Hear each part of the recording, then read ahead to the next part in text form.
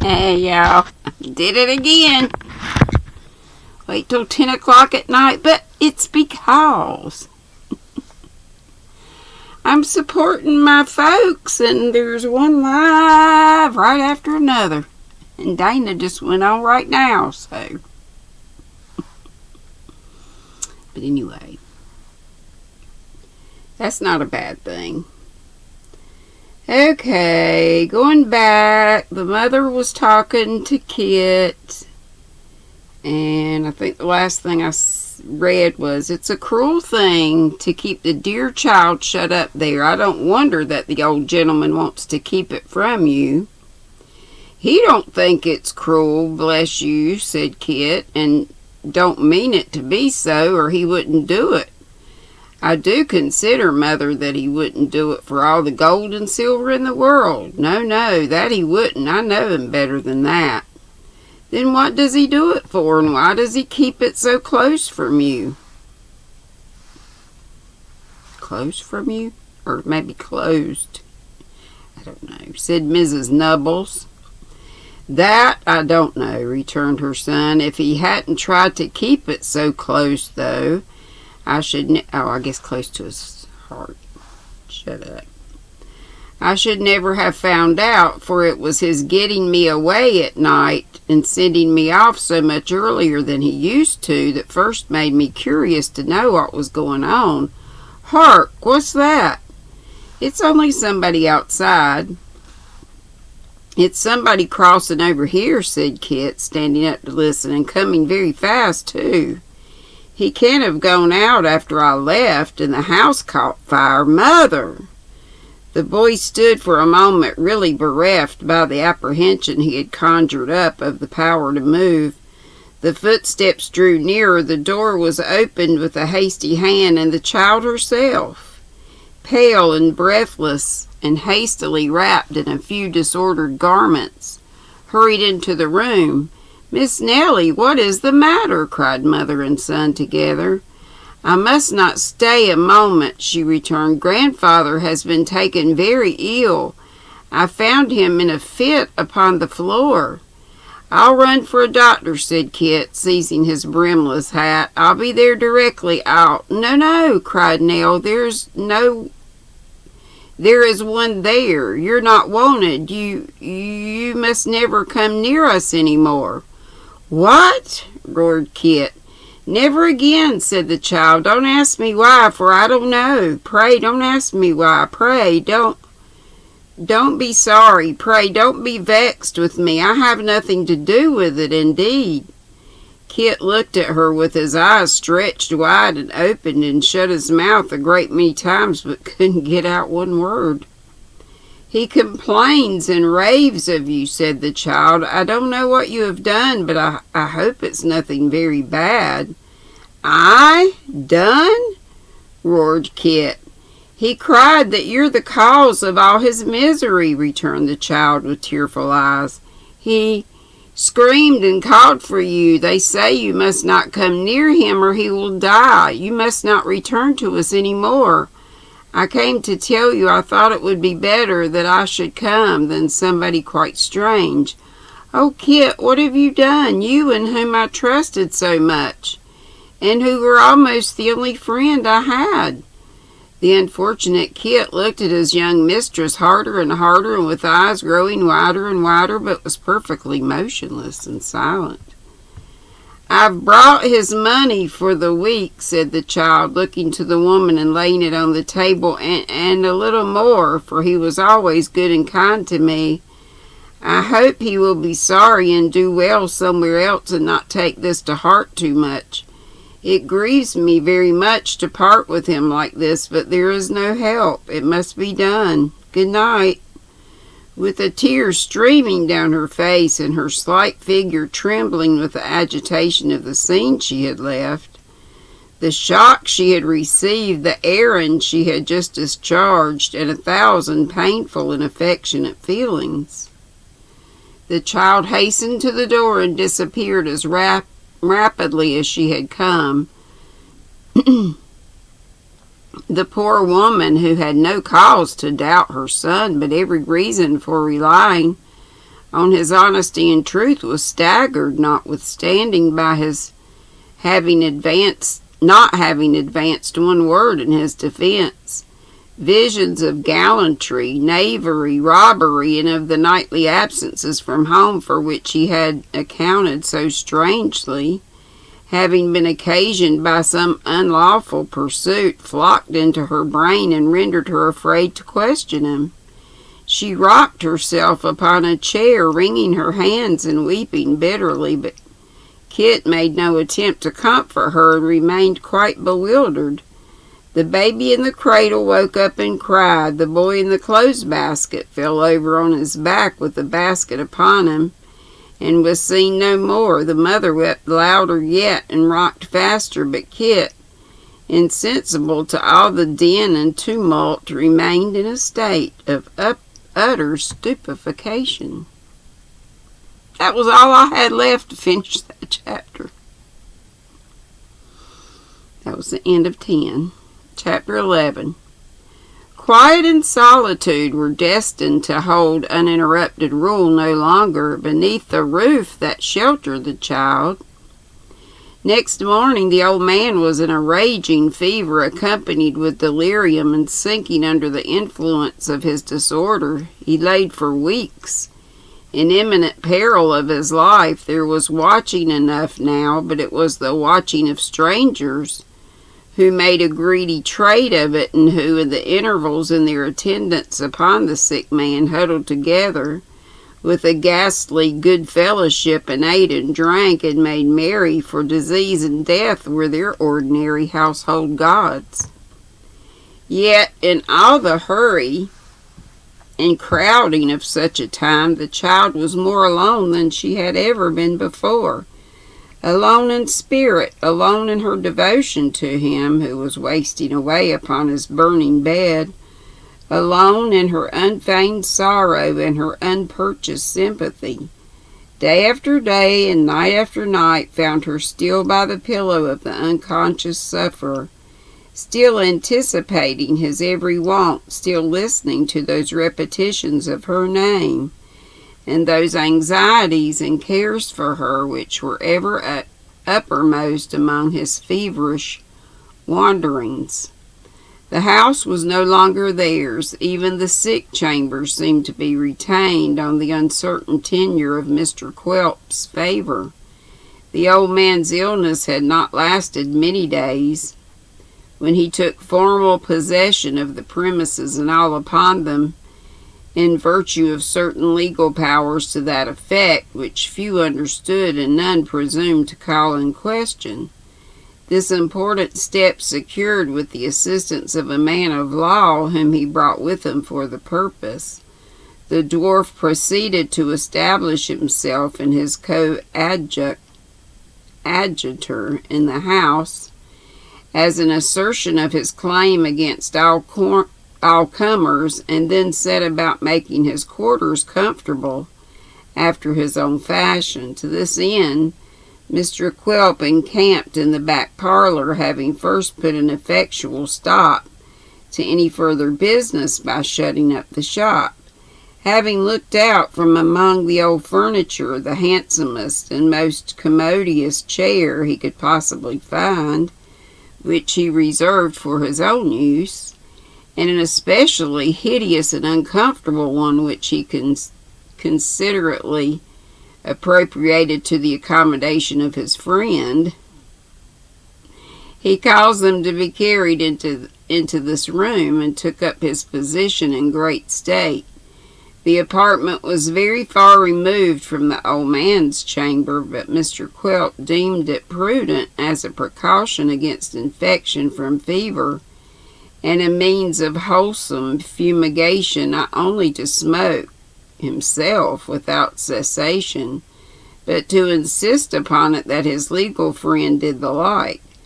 Moreover, he sent an express to the wharf for the tumbling boy, who arrived with all dispatch, was enjoined to sit himself down in another chair just inside the door, continually to smoke a great pipe, which the dwarf had provided for the purpose, and to take it from his lips and to take it from his lips under any pretense whatever, were it only for 1 minute at a time, if he dared.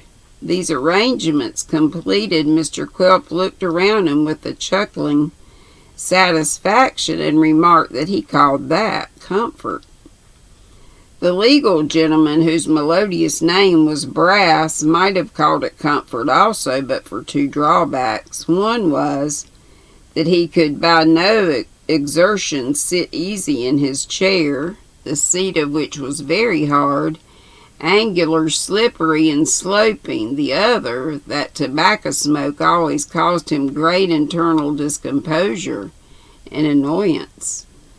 But as he was quite a creature of Mr. Quelp's and had 1,000 reasons for conciliating his good opinion, he tried to smile and nodded his acquiescence.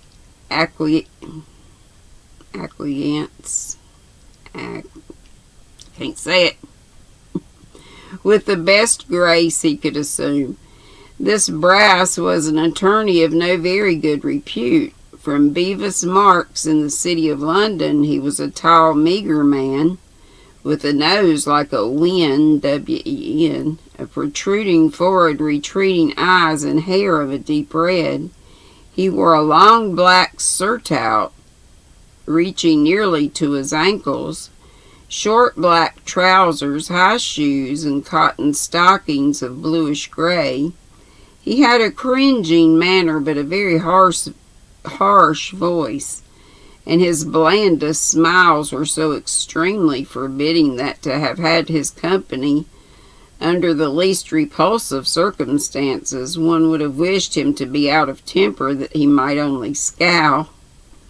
Quilp looked at his legal adviser, and seeing that he was winking very much in the anguish of his pipe, that he sometimes shuddered when he happened to inhale its full flavor, and that he constantly fanned the smoke from him, was quite overjoyed and rubbed his hands with glee. "Smoke away, you dog," said Quilp, turning to the boy. "Fill your pipe again and smoke it fast.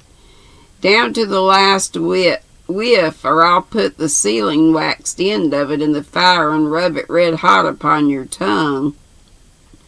Luckily, the boy was case-hardened and would have smoked a small lime kiln if anybody had treated him with it, wherefore he only muttered a brief defiance of his master and did as he was ordered. "Is it good, Brass? Is it nice? Is it fragrant? Do you feel like the Grand Turk?" said Quilp. Mr. Brass thought that if he did, the Grand Turk's feelings were by no means to be envied. But he said it was famous, and he had no doubt he felt very like that potentate. "This is the way to keep off fever," said Quilp. "This is the way to keep off every calamity of life. We'll never leave off all the time we stop here. Smoke away, you dog, or you shall swallow the pipe." "Shall we stop here long, Mr. Quilp?" inquired his legal friend, when the dwarf had given his boy this gentle admonition. "We must stop, I suppose, till the old gentleman upstairs is dead," returned Quilp. "He," laughed Mr. Brass. "Oh, very good." "Smoke away," cried Quilp. "Never stop. You can talk as you smoke. Don't lose time." "He," cried Brass faintly, as he again applied himself to the odious pipe. "But if he should get better, Mr. Quilp?" "Then we shall stop till he does, and no longer," returned the dwarf. "How kind it is of you, sir, to wait till then," said Brass. "Some people, sir, would have sold or removed the goods, oh dear, the very instant the law allowed 'em. Some people, sir, would have been all flintiness and granite. Some people, sir, would have spared themselves the jabbering of such a parrot as you," interposed the dwarf. "He," cried Brass. "You have such spirits." The smoking sentinel at the door interposed in this place, and without taking his pipe from his lips, growled, "Here's the gal a-comin' down." "The what, you dog?" said Quilp. "The gal," returned the boy. "Are you deaf?" "Oh," said Quilp, drawing in his breath with great relish as if he were taking soup. "You and I will have such a settling presently. There's such a scratching and bruising in store for you, my dear young friend. Aha, Nellie, how is he now, my duck of diamonds?" "He's very bad," replied the weeping child. "What a pretty little nail," cried Quilp. "Oh, beautiful, sir, indeed, beautiful," said Brass, "quite charming." "Has she come to sit upon Quilp's knee?" said the dwarf, in what he meant to be a soothing tone, "or is she going to bed in her own little room inside here? Which is poor Nellie going to do?" "What a remarkable pleasant way he has with his children," muttered Brass, as if in confidence between himself and the ceiling. "Upon my word, it's quite a treat to hear him." "I'm not going to stay at all," faltered Nell. "I want a few things out of that room, and then I won't come down here any more." "And a very nice little room it is," said the dwarf, looking into it as the child entered. "Quite a bower. You're sure you're not going to use it? You're sure you're not coming back, Nellie?" "No," replied the child, hurrying away with the few articles of dress she had come to remove. "Never again. Never again." "She's very sensitive," said Quilp, looking after her. "Very sensitive. That's a pity. The bedstead is much about my size. I think I shall make it my little room." Mr. Brat encouraging the idea, as he would have encouraged any other emanating from the same source, the dwarf walked in to try the effect. This he did by throwing himself on his back upon the bed with his pipe in his mouth, and then kicking up his legs and smoking violently. Mr. Brass applauding this picture very much, and the bed being soft and comfortable, Mr. Quilp determined to use it both as a sleeping place by night and as a kind of divan by day, and in order that it might be converted to the latter purpose at once, remained where he was and smoked his pipe out. The legal gentleman being by this time rather giddy and perplexed in his ideas, and in parentheses, for this was one of the operations of the tobacco on his nervous system, took the opportunity of slinking away into the open air, where in course of time he recovered sufficiently to return with a countenance of tolerable composure. He was soon led on by the malicious dwarf to smoke himself into a relapse, and in that state stumbled upon a settee where he slept till morning. Such were Mr. Quilp's first proceedings on entering upon his new property. He was, for some days, restrained by business from performing any particular pranks, as his time was pretty well occupied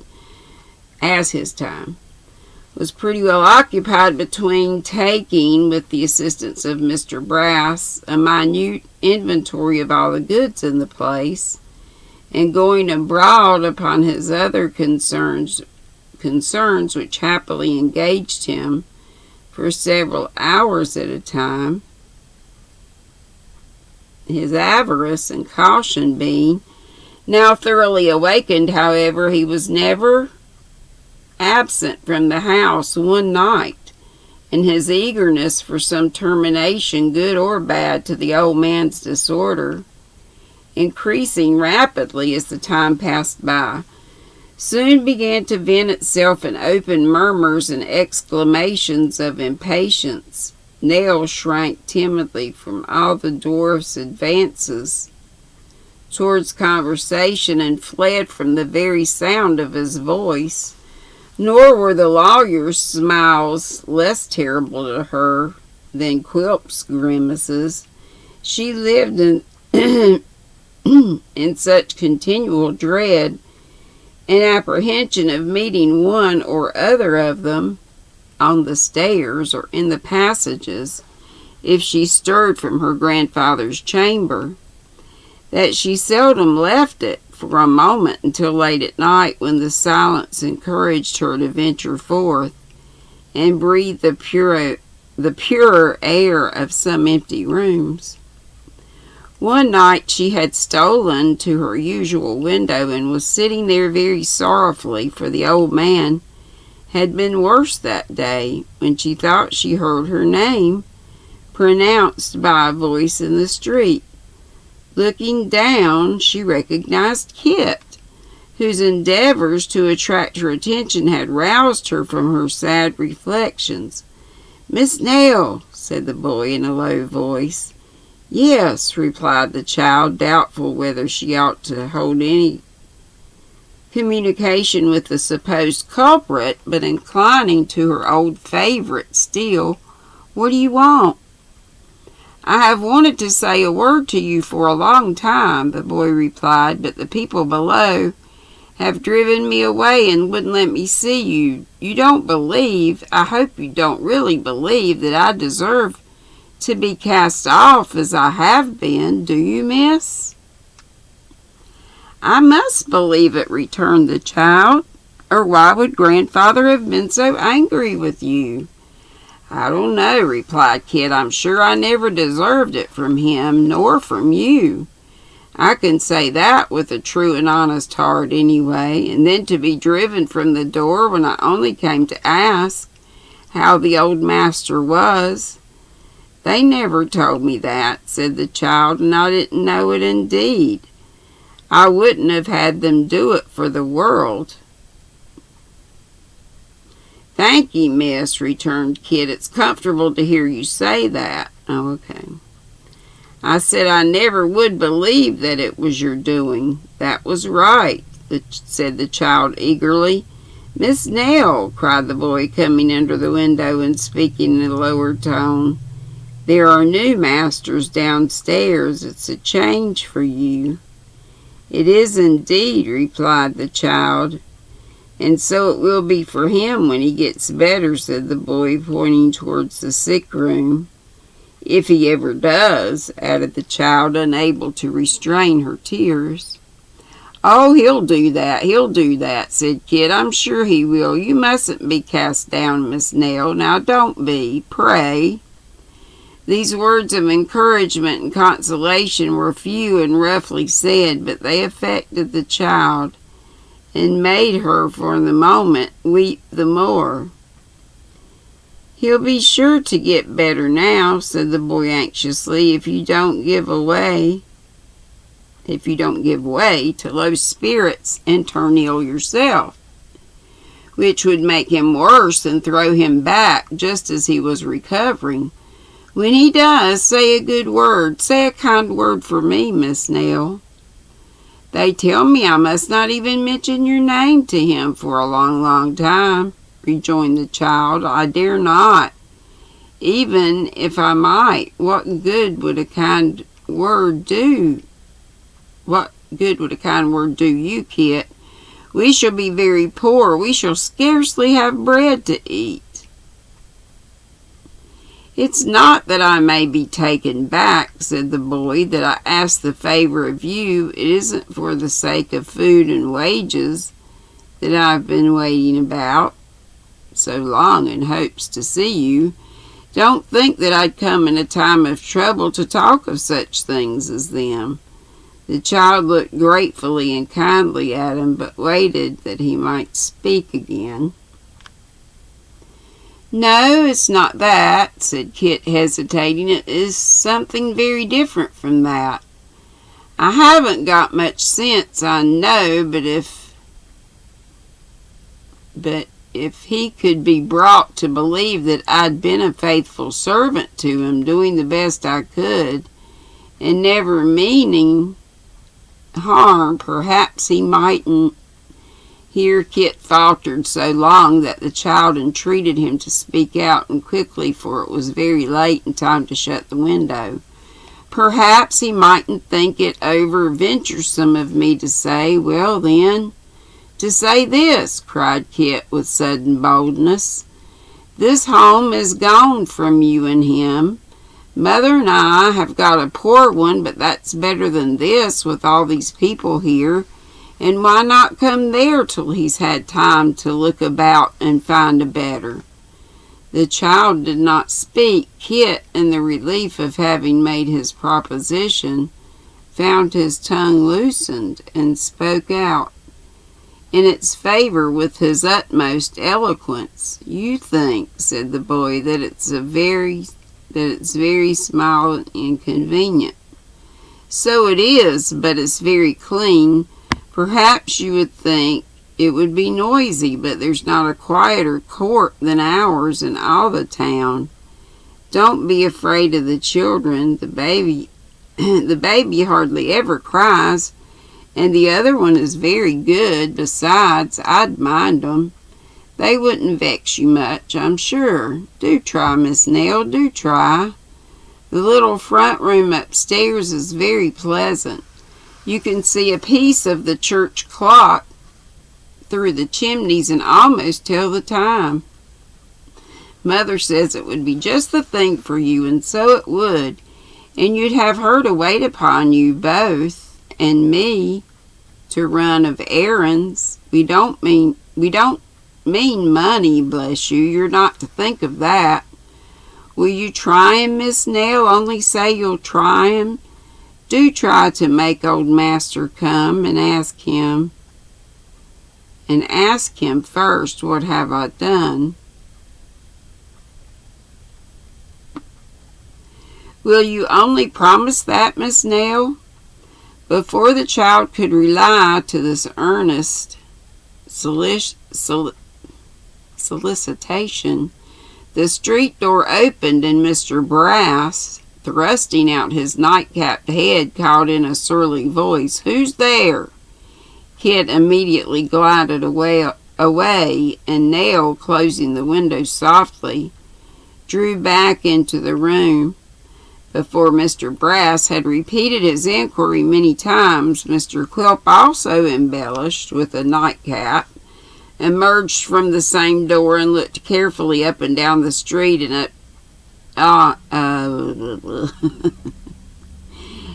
at all the windows of the house from the opposite side. Finding that there was nobody in sight, he presently returned into the house with his legal friend, protesting, in parentheses, as the child heard from the staircase, that there was a league and plot against him, that he was in danger of being robbed and plundered by a band of conspirators who prowled about the house at all seasons, and that he would delay no longer but take immediate steps for disposing of the property and returning to his own peaceful roof. Having growled forth these and a great many other threats of the same nature, he called himself once more in the child's little bed, and Nell crept softly up the stairs. It was natural enough that her short and unfinished dialogue with Kit should leave a strong impression on her mind and influence her dreams that night and her recollections for a long, long time. Surrounded by unfeeling creditors and mercenary attendants upon the sick, and meeting in the height of her anxiety and sorrow, with little regard or sympathy even from the women about her, it's not surprising that the affectionate heart of the child should have been touched to the quick by one kind and generous spirit, however uncouth the temple in which it dwelt. Thank heaven that the temples of such spirits are not made with hands, and that they may be even more worthily hung with poor patchwork than with purple and fine linen. And that's all of chapter whatever I said that was. 10, 11, 11 I think. Yeah. That's it for 11. Yeah. I got through it even without a wetting my whistle. I tell you, the Zyrtec works. Even the CVS brand. Dry as a chip. But I've not been harking much.